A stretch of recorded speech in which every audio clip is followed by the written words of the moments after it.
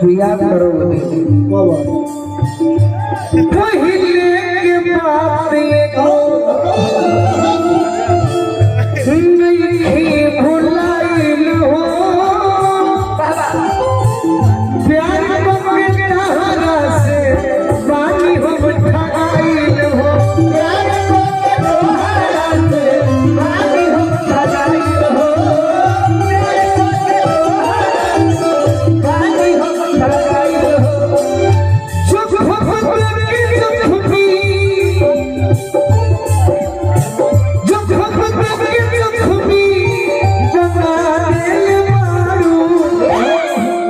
तो जीवन में कहो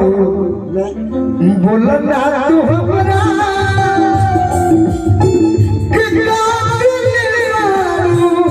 जब तेरे बारू बोलो ना तू हमरा जब तेरे बारू संग तू करो नहीं हम दिल से गाना देखिएगा ये तो बात जानते हो भाई कि ये संग तू करबो नहीं रहे अंदाज हो नफरत के दुनिया बा जान गई आज हो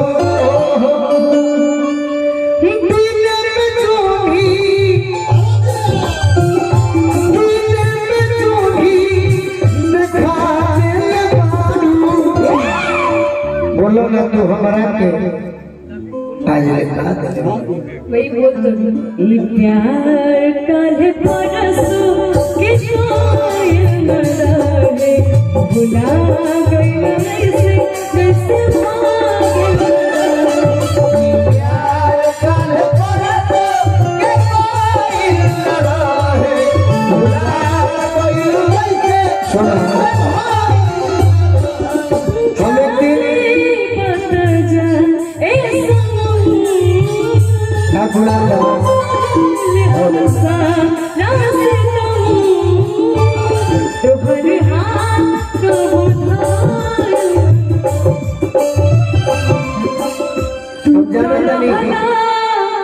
अपना मन के माले तो हर हाथ को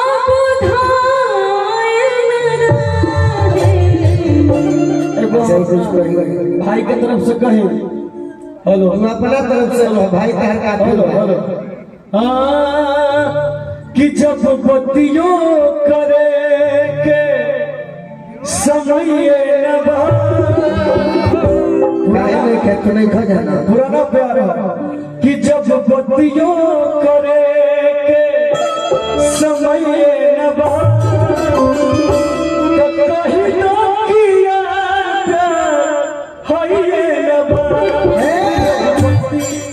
जब बत्तियों करे के समय न बा तब कही न कि यार प्यार है न बा और जब पति के मरम अरे सती जनी है सब भक्तरी में हरिया पति के मरम है सती जनी है सब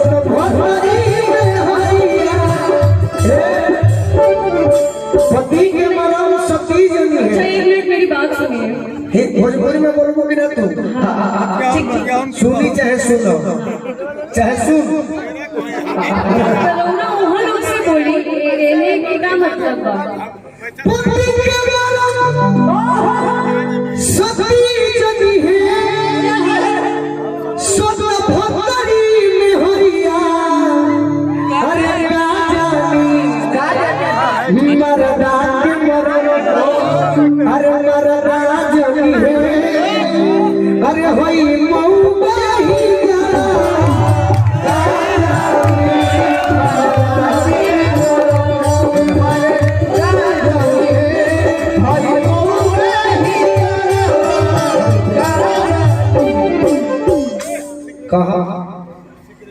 तेरे से दुख लगत जन करो कहे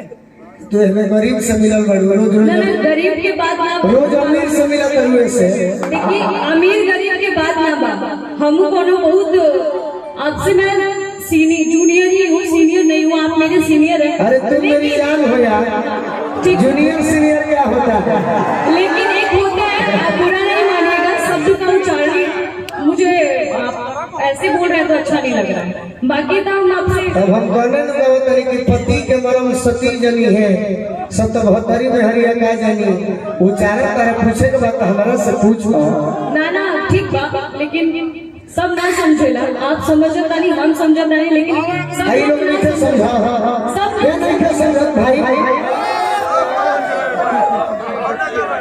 अब तारे जो सर्च समझा कि हम तेरे प्यार में डूब जाए ये नहीं किया तू ही कहा जो तेरा अच्छा लगा अब तू चाहो कि खाली हम पवन सिंह के फेरा में रहे तो हमारा है इजाजत होगा बोला हमरो बोले लगी पवन सिंह की क्या बात करते हो तो तू उनका फाइन होने से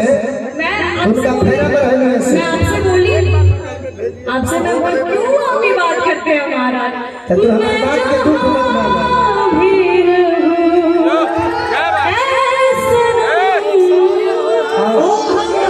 तू ऑलराउंडर बनो ऑलराउंडर बोलू भैया की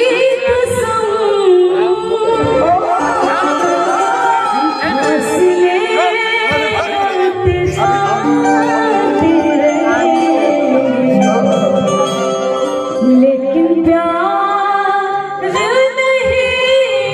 होगा देखिए सब ठीक है हम क्यों कि ऐसे पर्सनल लेके बोले कि हम इनकरा पीछे बनी शायद रौरा बनी यही से सोचा था नहीं तू सबका खातिर बनाई है हम चाहते हैं बिल्कुल मैं हूँ अरे खराब है से लगत ना ऐसा तू नहीं तू अब रौरा कुछ तू हमारा करे कुछ ना तू हमारा पुरान प्रेमी हो गए आ गोलू ना जगह भुला करू